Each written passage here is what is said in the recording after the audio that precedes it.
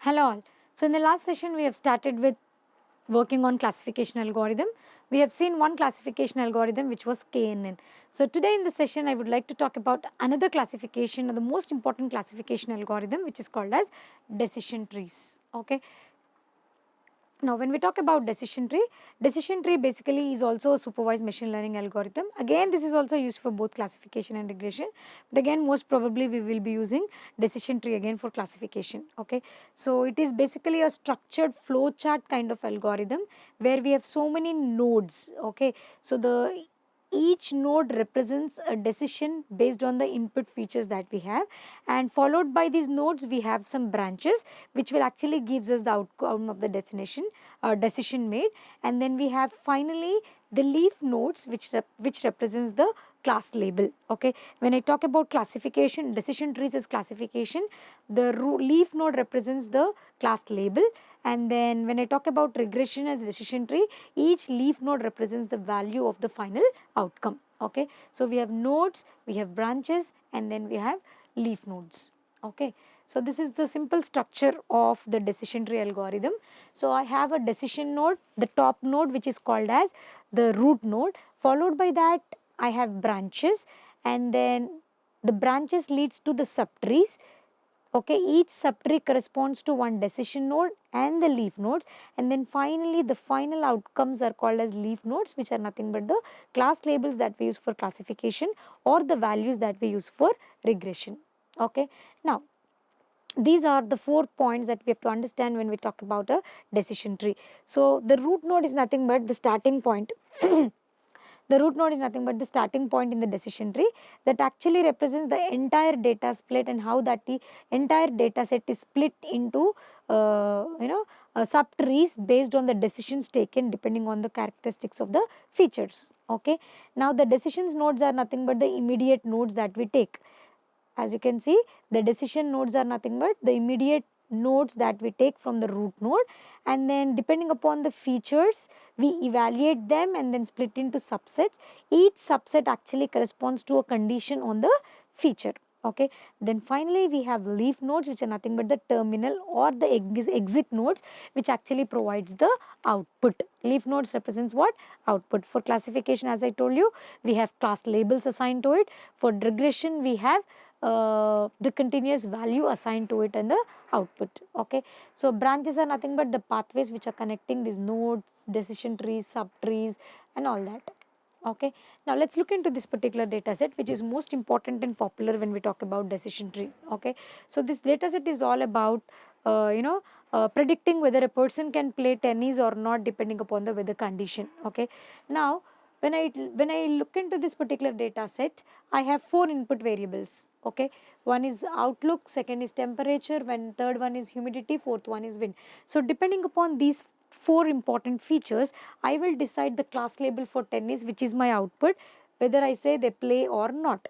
Now when I look into these 4 input features again, when I see outlook, I have three classes again. One is it is sunny, overcast, and rainy. When I see temperature, I have 3 classes again: hot, mild, and cold. When I see humidity, I have 2 classes: high and normal. When I have wind, I have 2 classes again: weak and strong. Okay, now depending upon the outlook, depending upon the temperature, depending upon wind, and depending upon humidity, we will decide whether a person will play tennis or not. Okay, now for this particular data set I have to draw a decision tree, and this is how the decision tree looks like. Now it is important for us to understand how did I do this decision tree from this particular data set. Now what do you understand from this particular data set? The root node is outlook.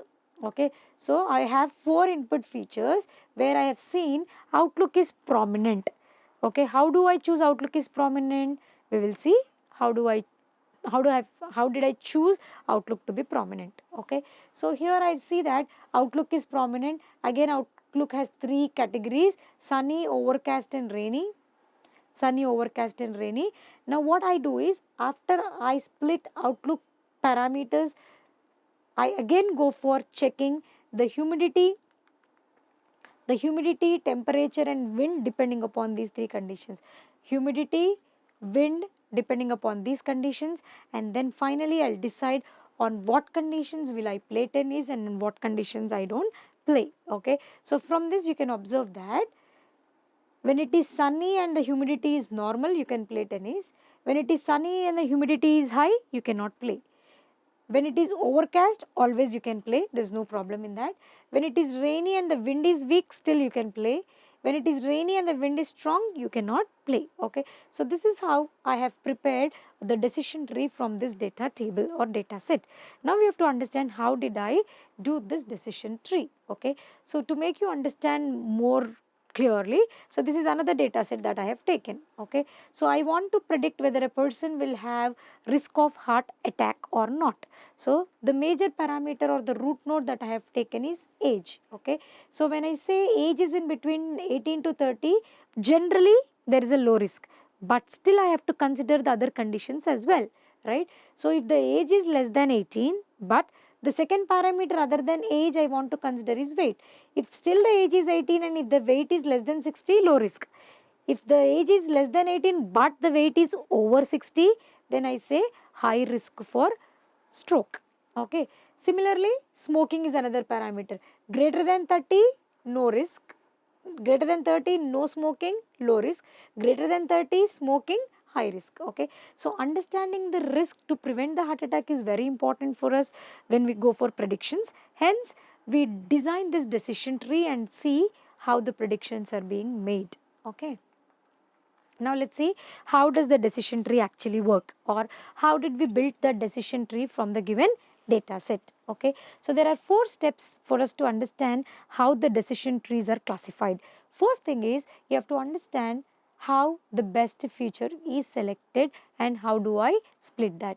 Okay, so we have the splitting criterion. Based on these 2 important criterion methods, we go for splitting. One is called as Gini index and the second one is called as information gain. Okay, we will see what is Gini index and what is information gain in the coming slides, but just understand that the input features, in the previous case I have chosen age as the root node, and in the previous weather tennis prediction I have chosen outlook as the root node. So how do I choose this? Because I calculate Gini index and information gain for all the input features, and whichever has the maximum value I would be choosing that as the root node. Okay, choose the feature that best separates the data into pure subsets. After that I split the data set, that is I divide the data set based on the selected features and its values, and then I repeat recursively for each subset. I try to reach the maximum depth of the tree, that is the data set is a node, in a node is pure or not, that is whether should I continue this or close this at this particular point, and then try to minimum number of samples per leaf node is reached. Okay, after that if it is a classification task I assign the majority class in the leaf node, and if it is a regression task I'll assign the average value. Okay, now as we were talking about, the splitting of the input features is most important, that is the choosing the root node. Okay, so this is done by 2 methods, one is called as Gini index and the second one is called as information gain. Okay, so Gini index basically measures the impurity of the data set. So the formula for Gini index is given by 1 minus summation of I is equal to 1 to n pi square, where pi is nothing but the portion of sample belonging to that particular class. What is that? Portion of samples belonging to that particular class. Okay, now when I talk about information gain, this is basically, see, CART and ID3 are 2 different algorithms which we use in decision tree, which I will cover in the last. Okay, so information is gain is basically used in ID3 based decision trees. Gini index is basically used in CART based decision tree. Okay, now once I am done with, I can either go for Gini or information gain. So when I talk about Gini index, information gain, I actually calculate the entropy. Okay, so entropy is nothing but the average values calculated with respect to each parameter.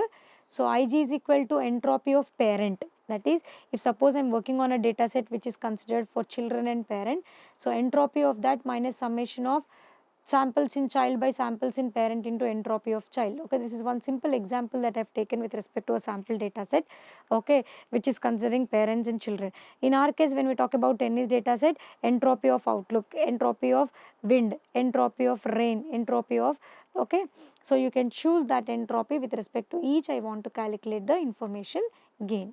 Okay, so when we talk about advantages of decision tree, visual representation is interpretable. And then when I talk about handling linear non-relationships, actually decision tree can model complex decision boundaries, and then it works well for both categorical and numerical data, identifies the most important features in the data set. Hence, this is one of the major advantage of decision tree. When I talk about disadvantages, deep trees, when you have more depth inside the trees, it will create noise into that, reducing generalization, with which the problem of overfitting may occur. And then small changes in the data may lead to incompletely different tree. And then trees tend to favor different features with more splits, hence the bias is also introduced when we talk about decision trees. Okay, now let's take the simple example on how classification is done on a decision tree. So I have three important parameters: color, weight and texture.